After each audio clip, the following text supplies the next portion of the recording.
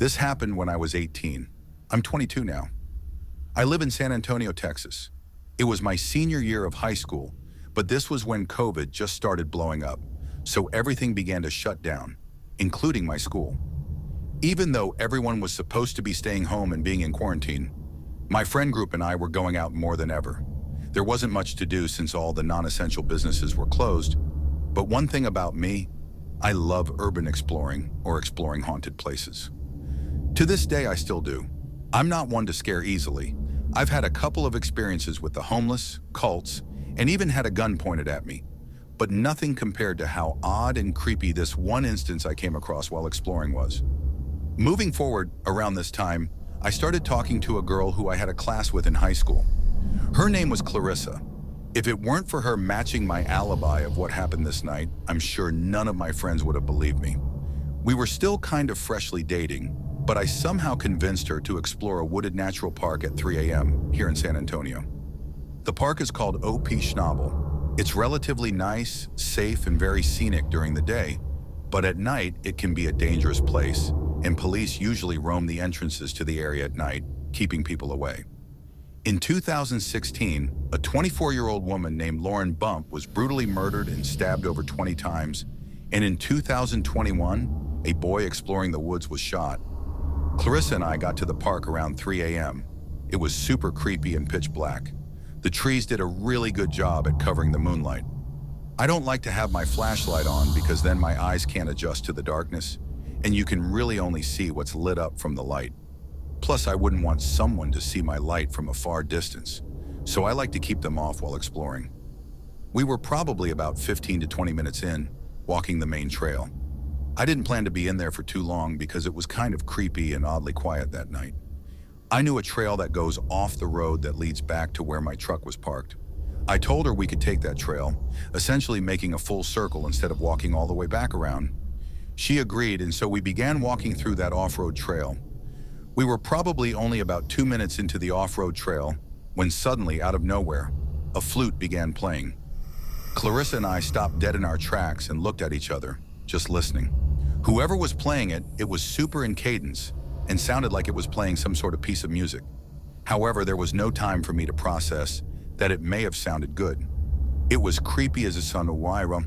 As I said before, I don't scare easily, but 15 seconds into the flute solo, Clarissa began trembling in fear and on the brink of crying. I was kind of just listening, but when Clarissa started praying to God to save her and forgive her for her sins, that's when I realized the severity of the situation. To be clear, it was super hard to pinpoint where the sound of the flute was coming from. It sounded like it was coming from the direction of the previous main trail, which was parallel to where we were, with about maybe 30 to 50 yards of woods in between. But it was getting louder and closer to the point where it sounded like the sound was right on top of us. Clarissa couldn't even focus because she was so scared, so I knew I had to man up and get us out of this situation. This is going to sound corny, but I told her, "Don't worry, I'm not going to let anything happen to you," and told her that we should run down the off-road trail to get away. So we did. We began to sprint. I believe the flute stopped playing, but it was hard to notice because I was more focused on getting the hell out of there. We only got about 30 feet when, out of nowhere, we heard the rustling of bushes and the snapping of leaves and twigs before something big dashed across the trail right in front of us. Now, this could have very well been a deer or some sort of bigger wildlife, but it was so strange because I could almost feel the size of whatever was in front of us. I don't know if it was from the wind or what. The only thing is, I never saw a silhouette or a shape of anything in front of us. Another strange thing is I didn't hear it coming and I didn't hear it run away. I only heard the dash right when it was right in front of us. As soon as we felt and heard whatever dashed across the trail right in front of us, we obviously turned back around and bolted in the other direction until we got back to the original point where we heard the flute. And then, as if whoever was playing it was waiting for us to return, the flute started to play again, loud and right on top of us. This time, it was almost chiming. It sounded like it belonged to some sort of Irish jig song or something, where the sound was coming from. But the chiming was still in cadence. It was just surrounding us.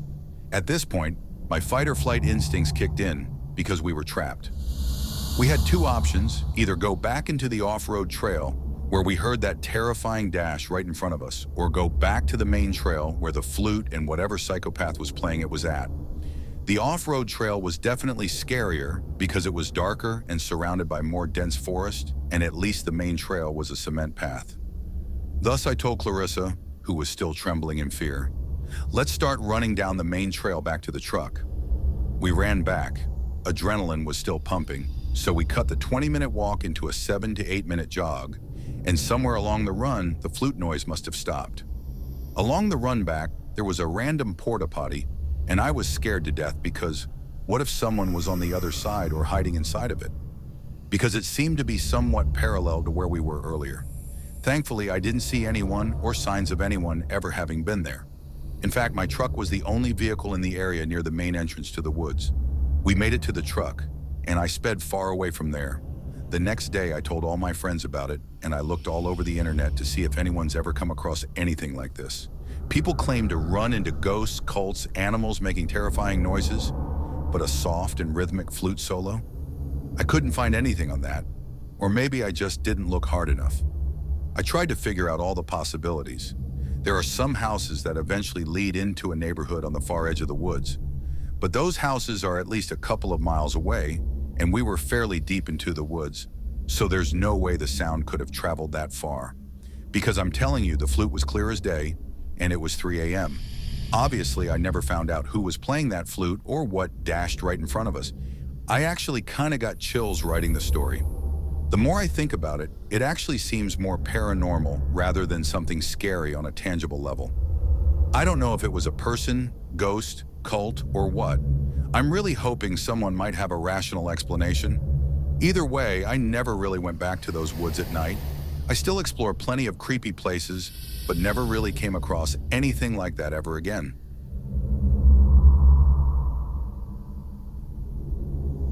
I've been a trucker for close to 15 years now. This happened to me in 2017.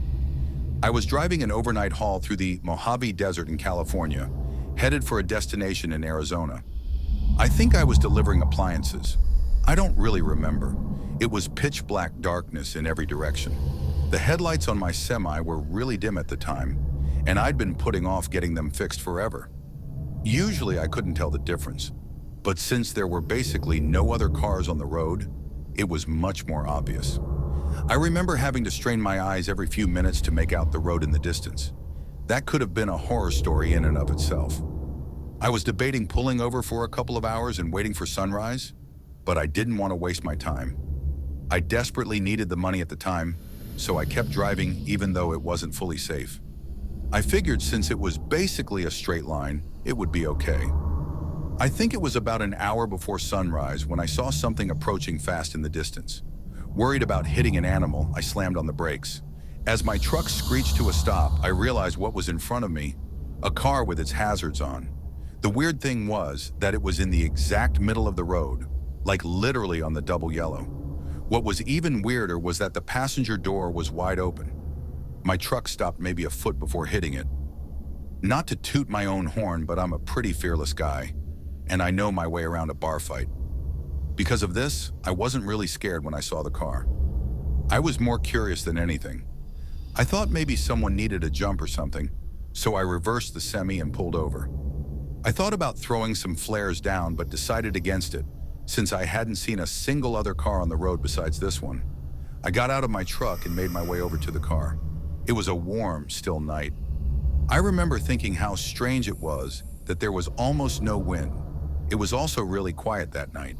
The faint click of the hazards was the only sound in what felt like the entire desert. I got a little closer to the car. I vividly remember that it was a new-looking red Ford Fusion. I approached the car a little cautiously. Like I said, the passenger door was wide open. I walked around the car and stopped in my tracks. It was completely empty. I made sure of it too, checking the back seat and anywhere someone might be laying down. There was literally no one inside. All of a sudden, I was much less sure about the situation. I was expecting someone to need help of some sort, maybe even someone who took a nap in a really dumb spot. I certainly wasn't expecting this though. The car was literally empty. I cast a few glances over my shoulder, feeling a lot more uneasy now. I kept whipping my head around, looking in every direction. I felt like someone was going to charge me or something. The problem was, it was so dark that I couldn't see that far in front of me except for what was lit up by my truck's headlights. It was eerie. I waited a while longer, thinking about getting back in my truck and forgetting about this whole thing. Someone was out there, somewhere. Against my better judgment, I decided to keep investigating. I looked inside the car, but everything seemed completely normal. The key was even in the ignition, although the engine was turned off. I got back out of the car and made my way over to the trunk. Might as well have a look, I figured. I went to open it, but it wouldn't budge. Locked. I grabbed the key out of the ignition and unlocked the trunk. Still though, the thing wouldn't budge. It was jammed from the inside somehow. I opened the back door and tried getting at the trunk through the back seat. To my surprise, it actually opened. There were 3 squished garbage bags back there, along with a rope that was tying the trunk closed. I remember glancing one more time over my shoulder before reaching for them. The coast was clear. I must have been within 5 inches of one of the bags when the loudest gunshot I've ever heard rang out into the night. I slammed my head on the roof of the car in shock. I didn't even think. I threw the keys on the front seat and got out of the car as fast as I could. As I was climbing into my semi, I heard a grungy voice yelling in the distance. He yelled, "Hey!"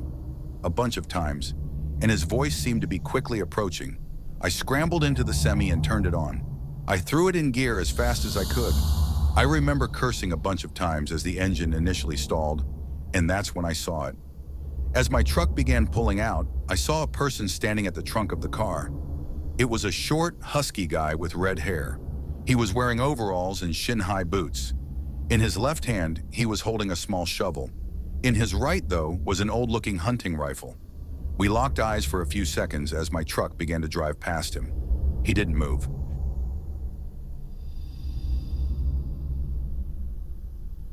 I used to work for a small startup company. I'm not even really sure what they did because I was just a security person, but I always thought it was a little strange that they even felt they needed a security guard. The office was really small and looked somewhat unimportant, like any other office. It made my job easy though because I didn't have to parade around multiple floors all night. I got in at 9 a.m. and turned on the security alarm systems, then headed to the little security room that had all the camera screens set up.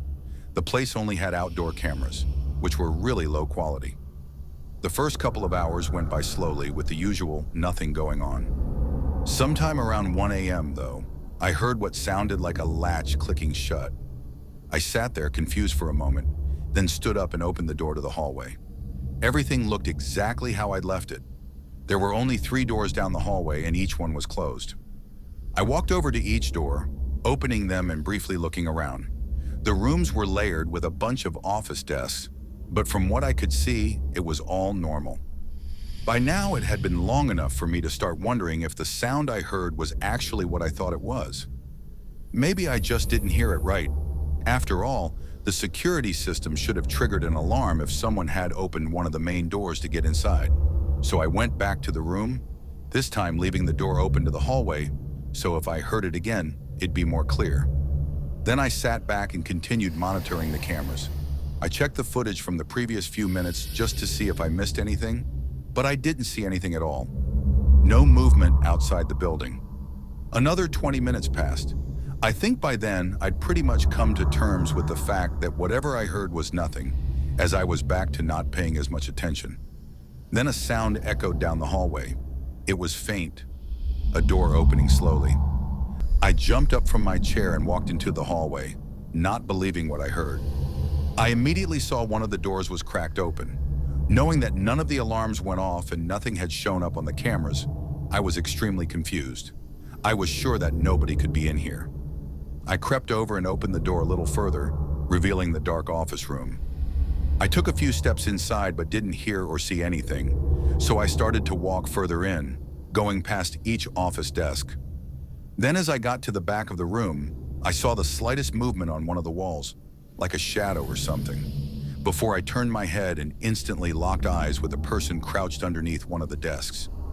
It was a man with black hair and large dark circles under his eyes. He had a look of both fear and anger, like he was both mad and worried that I'd found him. The instant we saw each other, though, he started getting up. I had no idea if he had any kind of weapons on him, so I took no chances and started running for my life. I went into the hallway and out the front doors, which triggered the security alarms and automatically notified the police. I went a safe distance away, then tried to watch the front doors as I waited for the officers to show up. It only took about 30 seconds before the door swung open and the man came running out. He ran around to the other side of the building, and from there, I lost sight of him. When officers got there, we downloaded the footage from the whole night, but nowhere in it did we see the man enter the building, so we don't know when or even how he got in. Obviously, the other question is why he broke in. After discussing it with the company, they said they knew nothing about it and didn't find anything missing. I have a hunch that they might have known more than they let on, though. Hiring security for their tiny office isn't normal unless you have a reason to. I think it might have actually been an old employee that they knew was a little unhinged. Anyway, I stayed there for another few months, then called it quits for a better job. I never found out anything else about what happened that night. I worked as a security guard at a large hotel in Las Vegas during my late 20s. It paid way better than pretty much any other job nearby that I was actually qualified for. But the most annoying part about it was the scheduling and the staff. At the time, the building was having trouble with a lack of staff to cover shifts, so my schedule would be mornings, evenings, or overnights, all randomly throughout the week. It made it really hard to even sleep sometimes. But again, I liked the money. Anyways, I was working a late evening shift this night and was at the front desk talking to two of my coworkers. It was around 11 and my shift ended at 12, so we were just passing the time. In the middle of our conversation, the phone rang on the desk that I was leaning on. Checking the number, it was from one of the rooms in the hotel, so I picked it up and asked how I could help them. A man spoke saying that there was something going on in one of the rooms down the hall and that he was really worried about it. I asked him what he meant, and he frantically responded, telling me to come up quick because he was getting really nervous. I checked the room number on the phone, then told him I would send security up as soon as possible. Of course, though, I was just referring to myself. When I put the phone down, I quickly explained the strange nature of the call to my coworkers, then headed to the elevators and went to the mid-level floor where the caller's room was located. Walking down the hallway, there was a strange sense of absolute silence. I expected to hear whatever the caller was talking about, but there were no loud noises coming from anywhere on the floor. I also kind of expected the caller to have been standing by their door waiting for me or something, but the door was closed. I knocked on the door loudly, announcing that it was hotel security. I didn't hear any movement or sounds coming from the room at all, and after a minute of no answer, I walked down to the end of the hallway, listening intently for anything unusual. Then continued back to the door, knocking again. A few moments later, though, the room behind me opened their door, and an older woman asked if I was security. I said yes and asked if they knew anything about a strange noise or the caller from the room, to which they replied that they had heard loud noises traveling through the hallway a few minutes ago, but were unsure what it was. From their voice and facial expressions, they seemed really terrified. At this point, I was already starting to get really nervous, but things only got stranger. I grabbed my walkie and radioed down to the front desk, asking them to call the room again and let me know if they answered. After a little bit, they replied that nobody answered. I stood there for a moment, trying to think of what to do before radioing back down to them. I told them to check who was staying in the room. After waiting for what felt like forever, they finally got back to me, saying that nobody had the room booked for tonight. Even more confused, I took out my security key card and opened the door, since nobody was supposed to be there. The room looked clean and unused as far as I could tell. I searched every corner and found basically nothing, but then I walked over to the phone. I turned it over and got the serial number on it. Then I went back down to the lobby where my desk was, and I checked the security records for timestamps of calls that had been made from that room. Sure enough, there was a record of an active call having been made from this room to the front desk, the one that I had answered about 15 minutes ago. Obviously, the hotel didn't record the calls or anything, so all I was able to confirm was that someone was in that vacant room without permission. This ended up becoming a bigger investigation over the coming days. As the next morning, one of the guests staying in a room on that same floor was reported missing by a family member that was staying in a separate room. The security footage of all the entrances and exits was reviewed, and the missing person was last seen leaving the hotel alone a couple of hours prior to the call that I had received. It's still unclear if the two incidents were connected or not, but it's definitely a really strange situation. I don't know how the caller got access to that phone or who they were, but personally, I believe that the reason they called seemed to add up with someone getting forcefully kidnapped based on their brief description. The person behind the mystery call was never identified, and as of right now, the missing person still has not been found.